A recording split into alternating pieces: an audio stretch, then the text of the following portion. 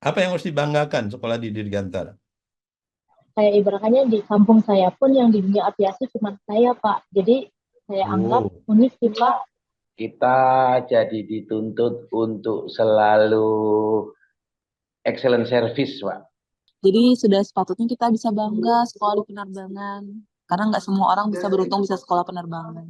oke. Ya, makasih Mbak Leni. Jadi Anda semua bangga di penerbangan. Tahu nggak apa bedanya penerbangan sama Dirgantara? Di atas Earth ini ada yang namanya atmosfer. Nih ya, udara. Apapun yang terbang dari bumi ke bumi, tapi masih di dalam udara, kita bilang penerbangan atau aviasi. Jadi selama ini, ya, yang kita bilang penerbangan itu terbang dari titik satu ke titik dua, dari titik mana ke titik bumi mana, dari bumi ke bumi, lewat atmosfer turun lagi, tapi di dalam udara. Nah, ada juga yang di luar atmosfer. Nah, di sini nih, di sini tuh tidak ada udara, vakum.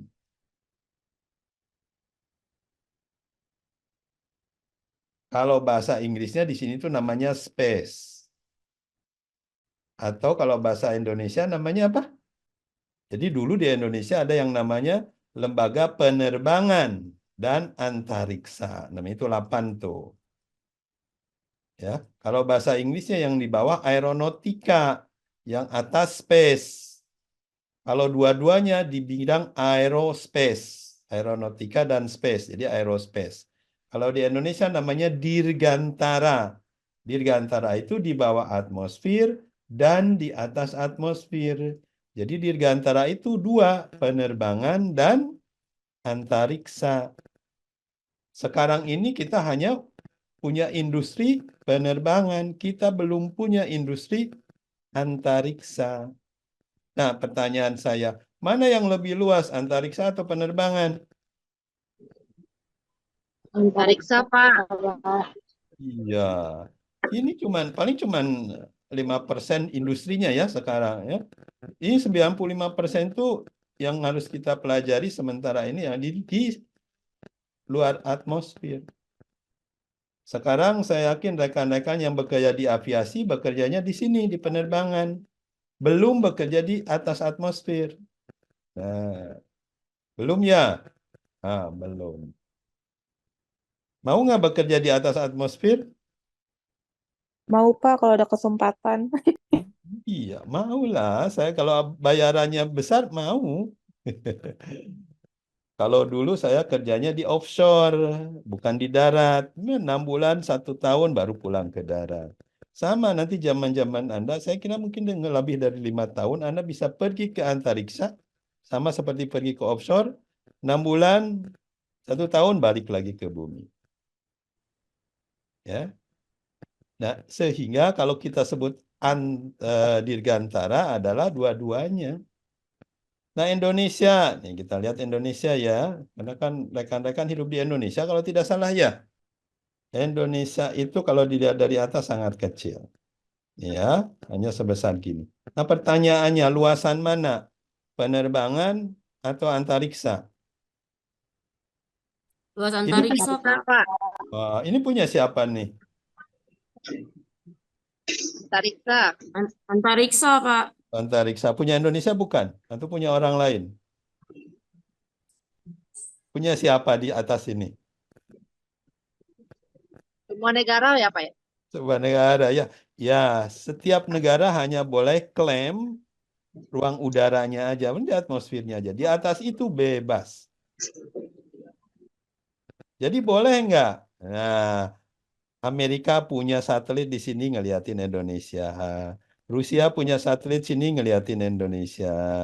Cina punya banyak satelit di atas sini ngeliatin Indonesia. Boleh nggak? Boleh, Pak. Boleh, Pak. Ya itu yang terjadi sekarang. Karena di atas ini bebas, orang-orang yang sudah kaya, negara-negara kaya, punya satelit di atas ngeliatin negara kita. Nih. Jadi dia tahu, oh di Indonesia ini, di sini nih banyak emas. Di sini ada nikel. Mereka tahu, kita tidak tahu. Karena kita tidak punya kamera di atas. Mereka punya. Kalau nih Pak Muhammad jalan kaki dari sini ke sini kelihatan dari atas. Jadi mereka mempunyai CCTV di rumah kita. Lagi mandi kelihatan kita tuh. Nah, ya. Mbak Leoni lagi mandi kelihatan tuh dari atas. Nggak risih kita. Mbak Delvira Jadi ngerjain ya, apa aja kelihatan dari atas karena ada CCTV. Dan mereka mengetahui apa yang kita lakukan di bawah.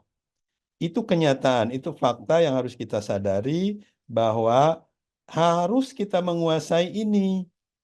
Kalau tidak, ya kita dijajah.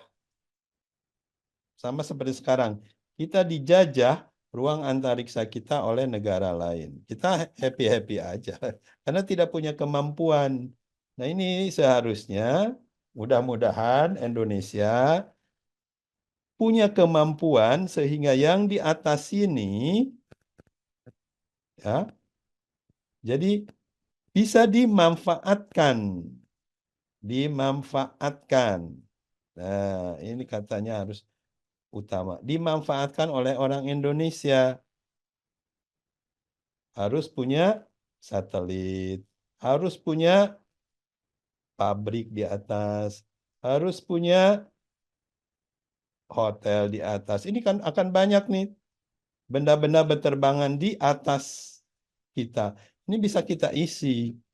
Ya, sehingga harus punya kemampuan orang-orang Indonesia, orang Sumatera punyalah tempat sendiri, orang Jawa punya tempat sendiri, orang Papua punya tempat juga di atas. Ini setiap kabupaten bisa punya sendiri nih di atas. Ya, mau ya terserah mau diapakan. Ini bisa dimanfaatkan. Inilah yang namanya industri space atau industri dirgantara. Berapa besar? Sangat besar. Ya, sementara ini kita MTU transportasi udara hanya transportasi di bawah sini. Ya, ketinggiannya nggak nyampe 20-30 km. Ini benda-benda yang di atas ini bisa sampai 100 sampai 1000 km. Bayangkan luasnya. Bayangkan kalau udah ada pesawat bolak-baliknya nih, Gojeknya. Gojek naik ke atas, Gojek turun ke bawah. Gojek naik ke atas, Gojek turun ke bawah. Pergi dari sini ke sini, pergi dari sini ke sini. Berapa besar transportasi antariksa space yang perlu dikuasai oleh Indonesia? Puluhan kali sebesar yang penerbangan sekarang, aviasi sekarang. Jadi aviasi ini masih kecil sekali, boleh dibilang hanya 5% lah. Ya, aviasi industrinya baru 5%. Jadi rekan-rekan semua harus berharap ya masih beberapa tahun ke depan bisa bekerja di dunia dirgantara atas ini. Ya, bukan hanya di aviasi saja. Bukan hanya lewat pesawat dari sini pergi ke sini, dari sini pergi ke sini ya. Hanya di titik-titik ini aja. Tidak ke atas turun ke bawah, dari atas ke atas.